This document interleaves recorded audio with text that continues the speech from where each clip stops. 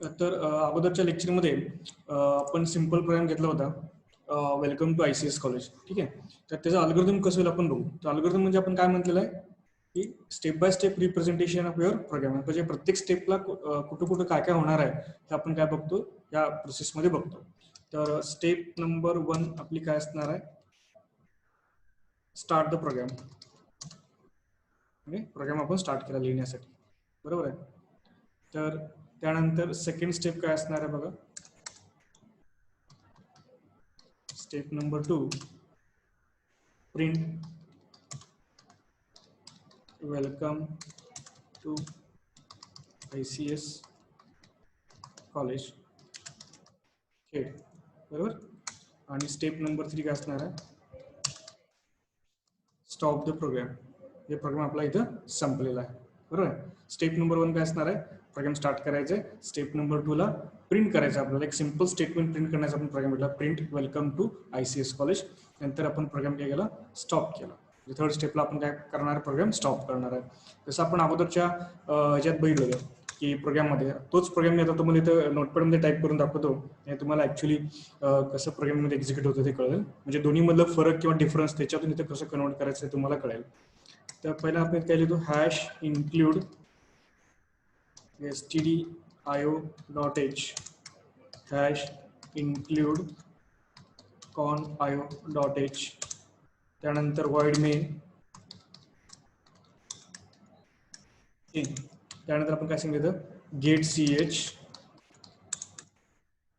नंतर printf,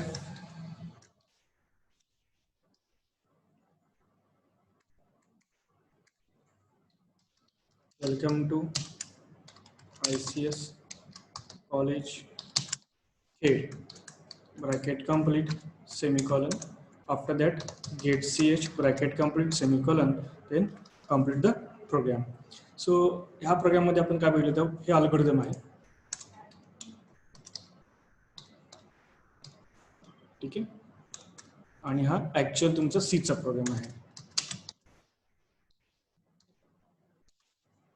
बरोबर. हा तुमचा सीचा प्रोग्राम आहे. तर अल्गोरिदम मध्ये काय बघितलं तर आपण स्टेप 1 ला प्रोग्राम स्टार्ट करणार आहे. नंतर स्टेप नंबर 2 ला आपण काय करणार आहे, welcome to ICS college print करणार आहोत आणि प्रोग्राम स्टॉप करणार आहोत. अल्गोरिदम म्हणजे काय, सिंपल इंग्लिशमध्ये तुम्हाला प्रोग्राममध्ये काय काय लॉजिक्स तुम्ही यूज करणार आहे, काय काय प्रोसेस करणार आहे हे तुम्ही सिंपल इंग्लिशमध्ये लिहितात, त्यालाच आपण काय म्हणतो, अल्गोरिदम म्हणतो.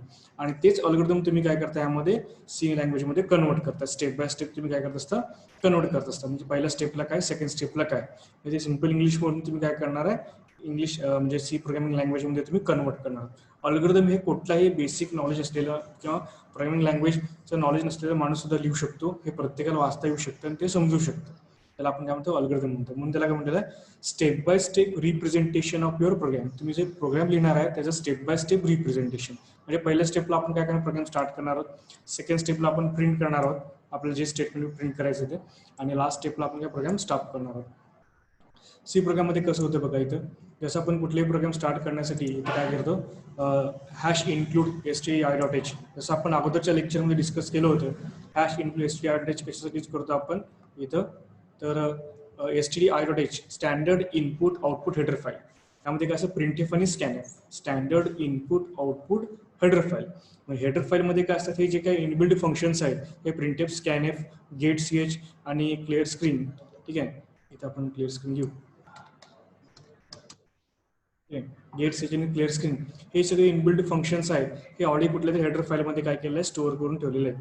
कोणत्या तरी हेडर फाईलमध्ये काय केलेलं आहे, स्टोअर करून ठेवलेले आहेत. मग ते जे स्टोअर करून ठेवलेले आहेत ते फंक्शन्स आपल्याला यूज करायचे असतील तर हेडर फाईल आपल्याला काय करायला लागतं, पहिल्यांदा ऍड करून घ्यायला लागतं. हेडर फाईल काय करायला लागतं, आपल्याला ऍड करून घ्यावे लागतात. तरच ते फंक्शन्स आपल्याला काय करता येतात, यूज करता येतात. तरच ते फंक्शन्स आपल्याला यूज करता येतात, बरोबर आहे. मग आपलं प्रिंटएफ आणि स्कॅनएफ यूज करायचं आहे. म्हणून आपण कुठली हेडर फाईल इन्क्लूड करून घेतली, hash include stdio.h standard input output header file. हे सगळे फंक्शन कुठे स्टोअर असतात, हेडर फाईलमध्ये असतात. त्यानंतर आपण काय केलं, conio.h console input output header file. Console input output header file म्हणजे क्लिअर स्क्रीन आणि गेट साठी. ठीक आहे, हे ॲडिशनल फंक्शन्स आहेत. आणि क्लिअर स्क्रीन म्हणजे काय, जसं आपण अगोदर भेटतो की आउटपुट स्क्रीन भरपूर असतं, कोडिंग सगळे आउटपुट स्क्रीन एकच असते आणि कोडिंगची विंडो भरपूर असतात. आउटपुट स्क्रीनवरती फक्त आपण आपलंच आउटपुट दिसायला पाहिजे, त्यासाठी आपण काय करतो, clear screen CLRSR clear screen असते. गेट CH म्हणजे काय, हे तुम्हाला काय करायचं आहे, गेट CH म्हणजे जोपर्यंत तुम्ही एखादा इनपुट देत नाही तोपर्यंत तुम्हाला काय काय कॅरेक्टर रॉंग कॅरेक्टर इनपुट करत नाही तोपर्यंत तुम्हाला काय झालं पाहिजे ते स्क्रीनवरती दिसलं पाहिजे. त्यासाठी आपण काय करतो, गेट CH काय करतो यूज करतो. हे दोन्ही फंक्शन्स क्लिअर स्क्रीन आणि गेट CH कुठे असतात, ह्या कॉन आयरोटेज या हेडर फाईलमध्ये असतात. कुठे असतात, कॉन आयरोटेजच्या हेडर फाईलमध्ये असतात. Okay, so this is all about the header files. The first one is for the printf and scanf and second is clear screen and get CH. I think header file मध्ये सगळे clear केले झाले असतील सगळ्यांना. तर next आपण बघणार आहे void main. C लँग्वेज मध्ये कुठलाही प्रोग्राम तुम्हाला लिहित असताना void main कंपल्सरी फंक्शन आहे, कंपल्सरी फंक्शन आहे. ठीक आहे, कारण का कंपायलर कंपाईल करताना मेन फंक्शनच कंपाईल करतो. कंपायलर कंपाईल करताना मेन फंक्शनच कंपाईल करतो. कंपायलर बद्दल आपण अगोदर डिस्कशन केलं होतं. कंपायलर काय करतो, तुम्ही लिहिलेला कोड बरोबर आहे का नाही, तुम्ही लिहिलेला सिंटॅक्स कोड बरोबर आहे का नाही, करेक्ट आहे की नाही चेक करण्याचं काम कोण करत असतो, कंपायलर करत असतो. कोण करत असतो, कंपायलर करत असतो. बरोबर आहे. तर कंपायलर काय करतो, तुम्ही दिलेला कोड करेक्ट आहे की नाही हे चेक करून काय करतो, तुमचा कोड करेक्ट असेल तर कंपायलर काय करतो, इंटरप्रिटरकडे पाठवतो आणि ते प्रोग्राम एक्झिक्यूट होतो. आणि कंपायलर काय करतो, तुमच्या कोडमध्ये काय प्रॉब्लेम असेल तो कुठला प्रॉब्लेम दाखवतो आणि तुम्हाला काय करायला लागतो, तो करेक्ट करायला सांगतो किंवा कुठला प्रॉब्लेम आहे तुम्हाला आयडेंटिफाय करून दाखवतो. ठीक आहे, म्हणून आपण काय केलंय, सी मध्ये भरपूर फंक्शन्स यूज करतात. सी मध्ये भरपूर फंक्शन यूज करतात म्हणून एक स्टँडर्ड फंक्शन मेंटेन व्हावं, एक स्टँडर्ड फंक्शन व्हावं म्हणून काय void main कंपल्सरी फंक्शन ठेवलं. काय केलंय, void main काय केलंय, कंपल्सरी फंक्शन ठेवलेलं आहे. ठीक आहे, तर जे काही तुम्ही सी मध्ये कोडिंग करणार हे सगळं कोडिंगची लिंक हे सगळं कुठं असणार आहे, तुमच्या मेन फंक्शन मध्ये असणार आहे. कुठं असणार आहे, मेन फंक्शन मध्ये. void काय इंडिकेट करतो की हे फंक्शन कुठल्याही प्रकारची व्हॅल्यू रिटर्न करत नाही, बाहेर पाठवत नाही. याचा तुम्हाला एक्सप्लेनेशन तुम्हाला जेव्हा आपण फंक्शन टॉपिक बघू तेव्हा तुम्हाला कळेल की void म्हणजे ऍक्च्युअली काय, किंवा फंक्शन रिटर्न करत नाही म्हणजे काय. मेन म्हणजे काय, आता कंपल्सरी फंक्शन एवढं लक्षात ठेवा, कारण कंपाईल करताना मेन फंक्शन काय करतो, कंपाईल करतो. म्हणून लक्षात ठेवा की कंपल्सरी फंक्शन आहे. ठीक आहे, नंतर तुम्हाला जे काही कोड लिहायचा आहे ते ओपनिंग कर्ली ब्रेस पासून क्लोजिंग कर्ली ब्रेस मध्ये लिहायचं आहे. जो काय तुम्हाला कोड लिहायचा आहे तो ओपनिंग कर्ली ब्रेस पासून क्लोजिंग कर्ली ब्रेस पर्यंत असेल त्यामध्येच काय करायचं तुम्हाला कोड लिहायचा आहे. त्यानंतर आपण काय लिहिलं, clear screen, output screen clear करायला पाहिजे आपल्याला म्हणून आपण काय लिहिलं, क्लिअर स्क्रीन फंक्शन यूज केलेलं आहे. नंतर आपल्याला एक स्टेटमेंट प्रिंट करायचं आहे म्हणून आपण काय लिहिलं, प्रिंट एफ. प्रिंट स्टेटमेंटसाठी आपण काय करतो, प्रिंट एफ यूज करतो. त्यामध्ये डबल कोटमध्ये काय लिहिलं आपण, वेलकम टू ICS कॉलेज. जे काय स्टेटमेंट तुम्हाला प्रिंट करायचं आहे, जे काय स्टेटमेंट तुम्हाला प्रिंट करायचं आहे ते कसं लिहायचं, डबल कोटमध्ये लिहायचं. कुठं लिहायचं आहे, प्रिंट एफमध्ये डबल कोटमध्ये लिहायचं आहे, ब्रॅकेट कंप्लीट सेमीकॉलन. जसं स्टेटमेंट संपल्यानंतर आपण फुल स्टॉप देतो, कधी सिम्पल इंग्लिशमध्ये किंवा मराठीमध्ये स्टेटमेंट संपल्यानंतर फुल स्टॉप देतो, तसं आपण इथलं स्टेटमेंट संपली इथं काय करतो, आपण सेमीकॉलन देतो. काय देतो आपण इथं, सेमीकॉलन देतो. म्हणजे फंक्शन कंप्लीट झाल्यानंतर स्टेटमेंट कंप्लीट झाल्यानंतर आपण इथे लिहिलंय print f welcome to ICS college get CH. म्हणजे तुम्ही काय करा, एखादा रॉंग कॅरेक्टर किंवा एखादा एक्स्ट्रा कॅरेक्टर इनपुट करत नाही तोपर्यंत तुम्हाला तुमचं आउटपुट स्क्रीन स्टील तिथं अवेलेबल असेल, त्यासाठी गेट CH आणि कर्ली ब्रेस कंप्लीट. बरोबर आहे. इथे बघा स्टेप नंबर 1 मध्ये काय केलं आपण, प्रोग्राम स्टार्ट केला. म्हणजे सगळं लिहिलं. म्हणजे कुठलेही प्रोग्राम लिहित असताना तुम्हाला स्टार्टिंगचे काही कोडिंग्स लिहावे लागतात. म्हणजे आपण प्रोग्राम लिहायला काय केलेलं आहे, स्टार्ट केलेलं आहे. स्टेप नंबर 2 मध्ये काय केलं, प्रिंट केलेलं. बरोबर आहे. स्टेप नंबर 2 मध्ये काय केलं आपण, प्रिंट केलं. इथे का print welcome to ICS college Khed लिहिलं, print to welcome to ICS college Khed. ठीक आहे, नंतर काय लिहिलं, गेट CH म्हणजे आपण ते कंप्लीट केलं. तिथं कर्ली ब्रेस क्लोज केलं म्हणजे प्रोग्राम तुमचं काय केलं, स्टॉप केलं. So we convert our program from algorithm to program. Okay, simple अल्गोरिदममध्ये पण लिहायचं, नंतर प्रोग्राममध्ये लिहायचं. इथेपर्यंत आय थिंक सगळ्यांना समजलं असेल. जर काय शंका असतील तर नोट डाऊन करून ठेवा. सेशनच्या शेवटी आपण 5 ते 10 मिनिटं आपण काय करू, आपण त्यासाठी ठेवू. आता नेक्स्ट प्रोग्राम आपण बघणार आहोत की ॲडिशन ऑफ 2 नंबर्स. काय करायचं आहे, ॲडिशन ऑफ 2 नंबर्स. मग मला सांगा, ॲडिशन ऑफ 2 नंबर्स पाहिजे असतील, करायचं असेल तर सगळ्यात सुरुवातीला आपलं काय करायला पाहिजे की ते नंबर कुठल्या नंबरची ॲडिशन करायचे ठरवायला पाहिजे. म्हणजे इंटिजर असेल, कॅरेक्टर असेल किंवा फ्लोट असेल. कॅरेक्टर करत नाही आपण, फ्लोट आहे का इंटिजर आहे. फ्लोट म्हणजे काय, अपूर्णांक संख्या. इंटिजर म्हणजे पूर्णांक संख्या. नॅचरल नंबर्स किंवा होल नंबर्स. होल नंबर्स म्हणजे ज्या नंबर होल असतात ते नंबर्स नाही, तर होल नंबर्स. ठीक आहे, नॅचरल नंबर्स असतात ते. तर नॅचरल नंबर्समध्ये तुम्ही काय ॲडिशन करायचं असेल तर तुम्हाला 2 इंटिजर नंबर लागतील आणि त्यांचे ॲडिशन स्टोअर करायला एक नंबर लागेल. म्हणजे ते जे नंबर तुम्ही घेणार आहात ते स्टोअर करायला काय लागतील, 2 व्हेरिएबल लागतील. नंबर स्टोअर करायला 2 व्हेरिएबल लागतील. त्यांचे ॲडिशन स्टोअर करायला एक व्हेरिएबल लागेल. म्हणजे टोटल किती व्हेरिएबल लागणार, 3 व्हेरिएबल लागणार. बरोबर आहे. तर आपण सगळ्यात पहिल्यांदा अल्गोरिदम बघू आणि त्यानंतर प्रोग्राम कसं कन्वर्ट होते आपण ते बघू. तर स्टेप नंबर 1 मध्ये आपण काय करणार आहे, प्रोग्राम स्टार्ट करणार आहे. स्टार्ट. स्टेप नंबर 2 मध्ये आपण काय करणार आहे, एक्सेप्ट 2 नंबर्स. 2 नंबर आपण एक्सेप्ट करून घेणार, म्हणजे पहिले जोपर्यंत आपण 2 नंबर घेत नाही तोपर्यंत आपल्याला त्याची कॅल्क्युलेशन करता येत नाही. स्टेप नंबर 3 म्हणजे आपण काय करणार आहे, सपोज आपण 2 व्हॅल्यू स्टोअर करायला ए आणि बी व्हेरिएबल घेतले. सपोज ॲज ए अँड बी, बरोबर आहे. म्हणजे 2 नंबर एक्सेप्ट केले कसं, ए आणि बी. म्हणजे ए आणि बी मध्ये आपण काय करणार, ते स्टोअर करणार आहे. म्हणजे कोडिंग अल्गोरिदम लिहितानाच तुम्ही त्या पद्धतीने लिहिले की तुम्हाला कोडिंग करताना अडचण येणार नाही. नंतर काय केलं आपण, कॅल्क्युलेट लिहिलं तरी चालते, नाही लिहिलं तरी चालतं, काय प्रॉब्लेम नाही. कॅल्क्युलेट सम करायचं ना, sum equals to a plus b. पहिल्या स्टेपमध्ये काय केलं, तुम्ही 2 नंबर इनपुट करून घेतले, एक्सेप्ट 2 नंबर्स युजरकडून घेतले as a and b, a and बीच्या माध्यमातून. त्यानंतर काय केलं तुम्ही, कॅल्क्युलेट सम कॅल्क्युलेट केलेलं आहे ए अँड बीची ॲडिशन तुम्ही केलेली आहे, ठीक आहे. आणि इथं समला असाइन केलं. हे बघा असाइनमेंट ऑपरेटर काय केलेलं आहे, असाइनमेंट ऑपरेटर. तुमची value right to left value काय होते, तुमची असाइन होते. राईट टू लेफ्ट तुमची व्हॅल्यू काय होते, असाइन होते ए आणि बीची व्हॅल्यू. आणि काय, हे ऑपरँड ए आणि बी आणि हे ऑपरेटर, हे काय ऑपरेटर, हे तुमचं अरिथमेटिक ऑपरेटर आहे. कुठलं ऑपरेटर आहे, अरिथमेटिक ऑपरेटर. प्लस ए आणि बी काय ऑपरँड आहे, ज्याच्यावरती तुम्ही ऑपरेटर ऑपरेट करता त्याला काय म्हणतो आपण, ऑपरँड म्हणतो. ए आणि बी काय झाले, ऑपरँड झाले. आणि प्लस काय झालं, ऑपरेटर झालं. ए आणि बीची ॲडिशन होणार आहे, ते समला स्टोअर होणार आहे. रेग्युलर आपण लिहिताना काय करतो, इथं रेग्युलर कॅल्क्युलेशनमध्ये a plus b equals to sum असं असतं. परंतु सी मध्ये उलट आहे, कारण का आपण व्हॅल्यू दोघांची ॲडिशन आपण काय करणार, समला असाइन करणार. ही व्हॅल्यू काय करणार आहे, असाइन करणार आहे, ठीक आहे. ए एन प्लसची ॲडिशन समला असाइन करणार आहे. This is a assignment operator. A and बीची ॲडिशन तुम्हाला काय करता येईल, समला असाइन करता येईल. जसं आपण काय करतो, इथं असाइनमेंट ऑपरेटर यूज करतो. म्हणून बेसिक ह्या सगळ्या गोष्टी आपण जे शिकले ते ह्यासाठी शिकलेल्या आहेत की तुम्हाला काय करता आलं पाहिजे, पुढं जे तुम्ही शिकत असता मला समजायला पाहिजे म्हणून, बरोबर आहे. ह्या दोघांची ॲडिशन आपण केलेलं आहे. तर स्टेप नंबर 4 मध्ये काय केलं आपण, print sum addition of 2 numbers. तुम्ही काय लिहू शकता, प्रिंट सम. ह्या दोघांची ॲडिशन आपण काय करणार आहे, प्रिंट करणार आहे. आणि स्टेप नंबर 5 काय करणार आपण, स्टॉप करणार आहे. प्रोग्राम काय करणार आहे, स्टॉप करणार आहे. प्रोग्राम काय करणार आपण, स्टॉप करणार आहे. बघा अल्गोरिदम काय केलं आपण, प्रोग्राम स्टार्ट केला, 2 नंबर एक्सेप्ट केले ॲज ए अँड बी. नंतर स्टेप नंबर 3 ला कॅल्क्युलेट केलं, sum equals to a plus b. Step number 4 ला प्रिंट सम प्रिंट केलं आहे. आणि प्रोग्राम तुमचा काय केलेला आहे, स्टॉप केलेला आहे. प्रोग्राम काय केलेला आहे, स्टॉप केलेला आहे. आता ह्याचाच प्रोग्राम मी तुम्हाला इथे खाली लिहून दाखवतो, ठीक आहे.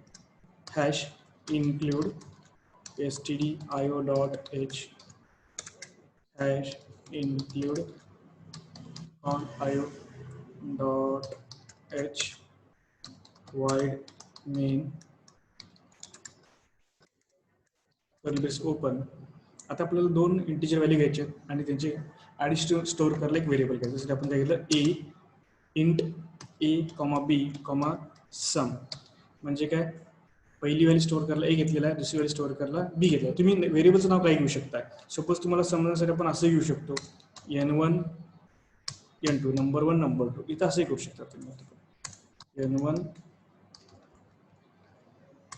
n2. कारण बऱ्याच प्रोग्रामिंग लँग्वेजमध्ये किंवा पुस्तकामध्ये असं ए बी दिलेलं आहे म्हणून ते घेतलं आपण. तर तुम्हाला समजण्यासाठी तुम्ही n1 n2 घेऊ शकता, नंबर 1 नंबर 2. या दोघांची ॲडिशन स्टोअर करायला आपण काय व्हेरिएबल घेतलं, सम. आणि हे सगळे नंबर कुठल्या प्रकारचे आहेत, नॅचरल नंबर्स आहेत, सिम्पल नंबर्स आहेत, होल नंबर्स आहेत. म्हणून आपण काय घेतलं, इंटिजर नंबर्स आहेत. म्हणून आपण हे काय, डेटा टाईप म्हणजे तुमचा डेटा कोणत्या फॉर्मॅटमध्ये येणार आहे हे कोण डिसाईड करायचं, तुमचं डेटा टाईप. म्हणून आपण इथे घेतलेलं आहे, इंट घेतलेला आहे, n1 n2 सम. त्यानंतर काय घेतलं आपण इथं, clear screen, CLRSCR clear screen. त्यानंतर काय केलं आपण, युजरला सांगणार आहे की 2 नंबर इनपुट करून द्या. 2 नंबर काय करा, तुम्ही इंटर करा. मग प्रिंटफ इंटर 2 नंबर्स. तुम्ही काय करू शकता, इंटर व्हॅल्यू ऑफ n1 आणि n2 म्हणू शकता, इंटर 2 नंबर्स म्हणू शकता, किंवा इंटर 2 इंटिजर नंबर्स म्हणू शकता. प्रिंटफमध्ये तुम्ही काही फरक पडत नाही, फक्त ते युजरला समजायला पाहिजे. म्हणजे तुमचा प्रोग्राम कसा असला पाहिजे, युजर फ्रेंडली असला पाहिजे. तुमचा प्रोग्राम कसा असला पाहिजे, युजर फ्रेंडली असला पाहिजे, की जेणेकरून ते युजरला समजायला पाहिजे. कारण आपण हे जे काय सॉफ्टवेअर डेव्हलप करतो हे युजरसाठीच करत असतो. काय करत असतो, युजरसाठी करत असतो. म्हणून प्रोग्राम तुमचे कसे असले पाहिजेत, युजर फ्रेंडली असले पाहिजे. आता तुम्ही स्टेटमेंट काय प्रिंट केलेलं आहे इथं, प्रिंटफ इंटर 2 नंबर्स. मग युजर काय करणार आहे, 2 नंबर देणार आहे. जे 2 नंबर येणार आहे ते कुठेतरी स्टोअर केले पाहिजेत ना, तर त्यासाठी आपण काय करणार आहे, स्कॅनएफ डेटा इनपुट करून ते स्टोअर करणार. कुठल्या प्रकारचे वेळेत, इंटीजर म्हणजे पर्सेंटेज घेतलेला आहे. आपण याच्याबद्दल डेटा टाईपमध्ये बघितलं होतं पर्सेंटेज, बरोबर आहे.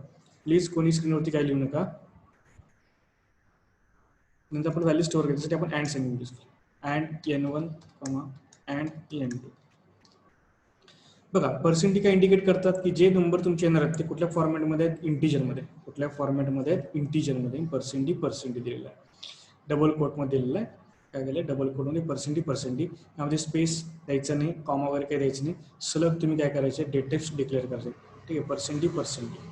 काय केले, दोन इंटीजर व्हॅल्यू आहेत. पहिल्या इंटीजर व्हॅल्यूला पर्सेंटेज, दुसऱ्या इंटीजर व्हॅल्यूला पर्सेंटेज. पहिली व्हॅल्यू तुम्हाला स्टोअर करायला पाहिजे, त्याच्या ॲड्रेसला स्टोअर करायला पाहिजे. म्हणून त्या पहिली इंटीजर व्हॅल्यू स्टोअर की अँड n1. ठीक आहे, म्हणजे अँड काय करतो, ॲड्रेस इंडिकेट करतो. अँड काय इंडिकेट करतो, ॲड्रेस. कोणाचा ॲड्रेस, n1चा. म्हणजे पहिली व्हॅल्यू n1च्या ॲड्रेसला आणि दुसरी व्हॅल्यू n2च्या ॲड्रेसला. अँड काय इंडिकेट करतो ॲड्रेस ऑफ व्हेरिएबल. अँड काय इंडिकेट करतो address of variable. So first value can be stored in the address of n1 and second value can be stored in the address of n2. Here we are going to give the semicolon because both variable addresses are different. So that's why we can here give the semicolon. So in this statement we can take a value from the user and store into the address of n1 and n2. तर आपण काय घेतलं आहे, n1 n2 ची काय घेतलं आहे, value घेतलेली आहे. तर आपल्याला काय करायचं आता, सम करायचं. Sum equals to n1 plus n2. बघा ॲज इट इज आपण जसं स्टेटमेंट लिहिलं आहे तसं आपण काय केलं इथे कन्वर्ट केलेलं आहे. Calculate sum n1 and n2. ठीक आहे, आता आपण काय करणार, स्टेटमेंट प्रिंट करणार आहोत. प्रिंटएफ डबल कोटमध्ये sum of n1 and n2 is equals to %d, sum, get ch complete. ठीक आहे, प्रिंट एफ आपल्याला काय करायचं, समची व्हॅल्यू प्रिंट करायची, बरोबर आहे. मग समची व्हॅल्यू प्रिंट करण्यामध्ये त्याला काय ते मिनिंग पाहिजे ना. मग आपण print f sum of n1 and n2, sum of n1 and n2 %d. मग कोणती व्हॅल्यू प्रिंट करणार तुम्ही, इंटीजर. कोणती व्हॅल्यू प्रिंट करणार आहे, integer. Here we are going to print integer value. That's why we can give a data type as a %d. It can indicate that the printed value in the form of integer. So the value which will be stored to print that variable name is sum. म्हणजे कुठली value तुम्हाला store करायची आहे त्या व्हेरिएबलचं नाव काय करावं लागतं, इथं द्यावं लागतं कॉमा देऊन. ठीक आहे, डबल कोटमध्ये तुम्हाला स्टेटमेंट प्रिंट केलं. कोणत्या प्रकारची व्हॅल्यू प्रिंट करायची आहे, इंटीजर म्हणजे ते पर्सेंटेज दिलेलं आहे. आणि कोणाची व्हॅल्यू प्रिंट करायची आहे, समची, म्हणजे ते काय लिहिलं आहे आपण, सम. आणि गेट ch आणि कंप्लीट. अशा पद्धतीने आपल्याला काय झालं, पहिला ॲडिशनचा प्रोग्राम झालेला आहे. परत मी रिवाइज करतो काय काय केले बघा. std_out कशासाठी, प्रिंटएफ स्कॅनरसाठी. con_out कशासाठी, गेट ch आणि क्लिअर स्क्रीनसाठी.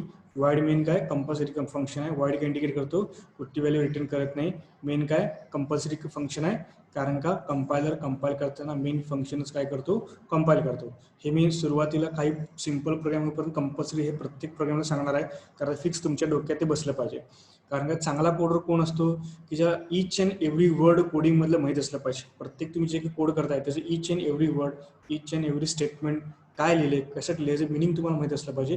तरच तुम्ही सक्सेसफुल कोडर होऊ शकता. म्हणून तुम्हाला एक आणि एक वर्डचं मिनिंग तुम्हाला सांगतो.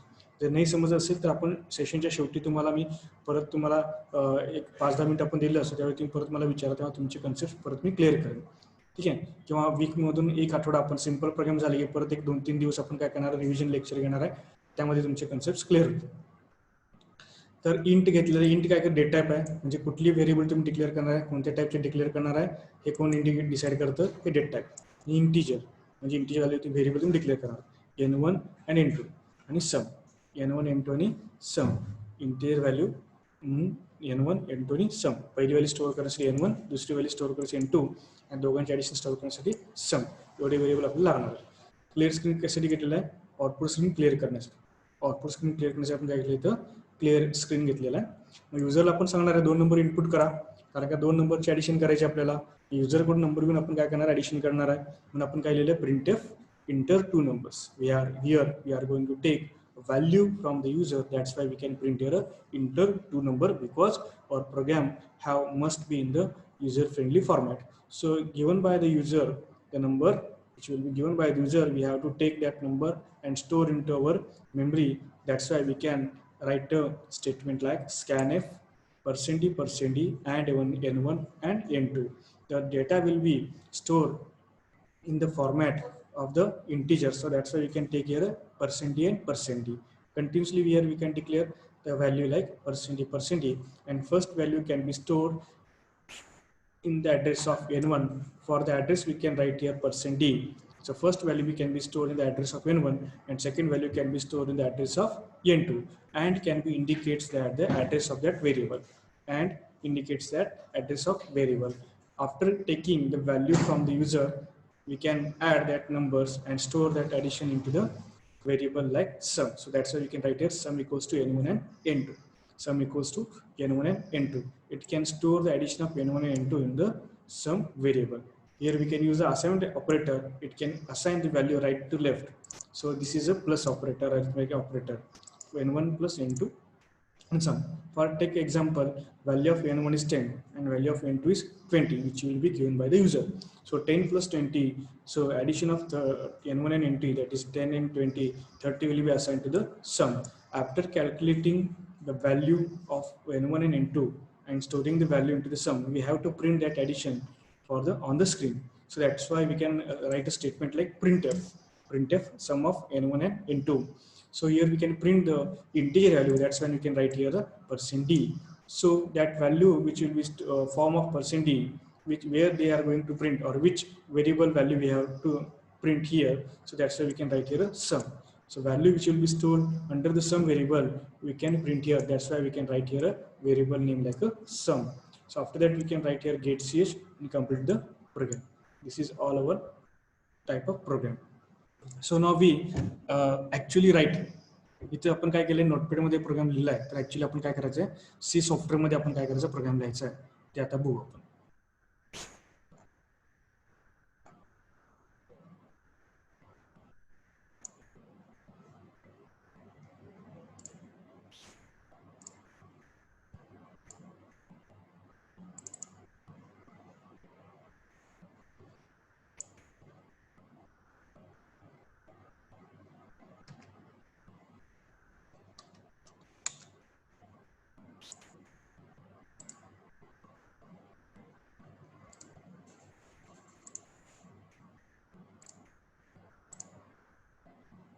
बघा हे तुमचं सीचं स्क्रीन आहे.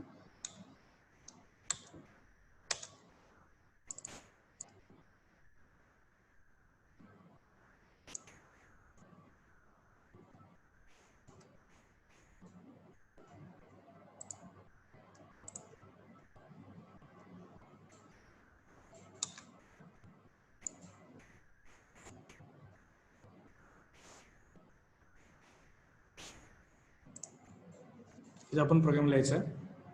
पहिला आपण प्रोग्राम लिहिणार आहे. इथं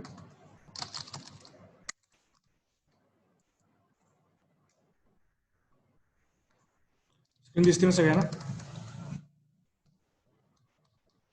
येस सर. ओके.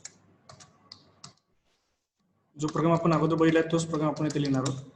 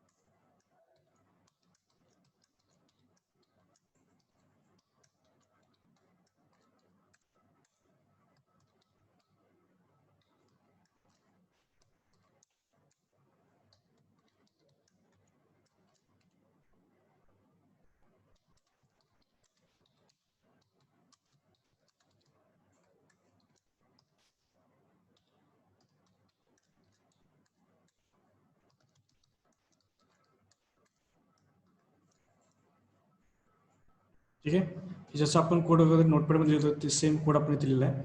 आता प्रोग्राम काय करायचा आपल्याला कंपाईल करायचा. इथं काय कंपाईल केलं काही एरर नाही, 0 एरर्स आहेत. आता प्रोग्राम आपल्याला रन करायचा. रन केलेलं रन केलेलं स्क्रीन दिसते तुम्हाला, इथं ब्लॅक स्क्रीन दिसते सगळ्यांना. Yes, sir. Enter the value of n1 n2 दिसते. Yes sir. हां, तर आपण पहिली व्हॅल्यू दिली 10 स्पेस 20. ठीक आहे, इंटर आलं का. Sum of n1 and n2 is equals to 30. Sum of n1 and n2 is equals to 30. येते लक्षात. पहिला काय आहे, enter the value of n1 and n2.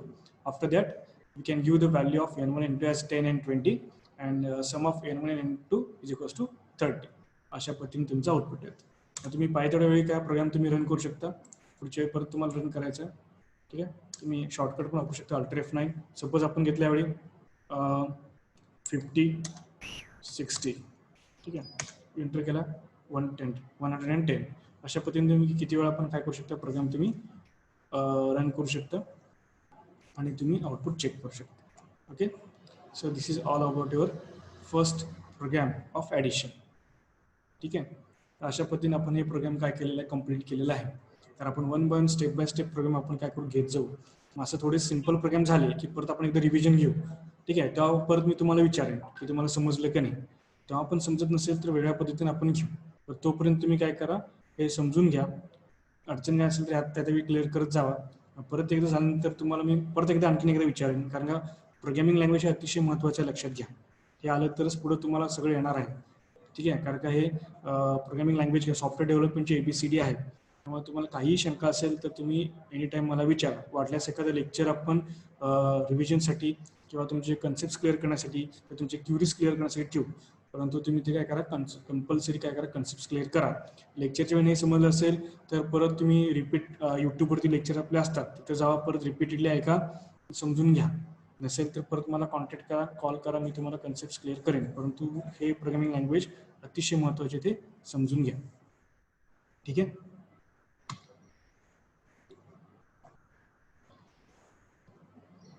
कोणाला काय शंका असेल तर विचारू शकता तुम्ही. आता कोणाला काय शंका आहेत का? नो. समजलं असं शिकवलेलं? हां, आणि काय करा, डाऊट आहे प्लीज तुम्ही 5 मिनिटं अगोदर एकदा लॉग इन व्हा आणि लेक्चरच्या टायमिंग नंतर लॉग इन होऊ नका. नंतर काय होतं, दरवेळी तुम्हाला लॉग इन करायला हे होतं, म्हणजे डिस्टर्ब होतं. इथं लॉग इन करायचं, तुम्हाला ॲडमिट करायचं आहे की ते शिकवायचं असतं, थोडंसं डिस्टर्ब होतं. शक्यतो काय करा, बरोबर टायमिंगच्या अगोदर काय करा, लॉग इन होत जावा. शेवटचे 5 मिनिटाचं लॉग इन झालं तरी चालेल, काय अडचण नाही. परंतु टाइम टू टाइम काय करा, तुम्ही लॉग इन व्हा. त्याच वेळी लॉग इन व्हा, म्हणजे तुमचे कन्सेप्ट काय होतील, क्लिअर होतील. ठीक आहे, चालेल. ठीक आहे, अडचण काय, कोणाला काय अडचण आहे, काय प्रॉब्लेम काय? ठीक आहे, चालेल. काय अडचण नसेल तर थांबू आपण. लेक्चर मी तुम्हाला यूट्यूबवरती टाकतो, परत चेक करा. काय अडचण असेल तर विचारा. ठीक आहे, थँक्यू.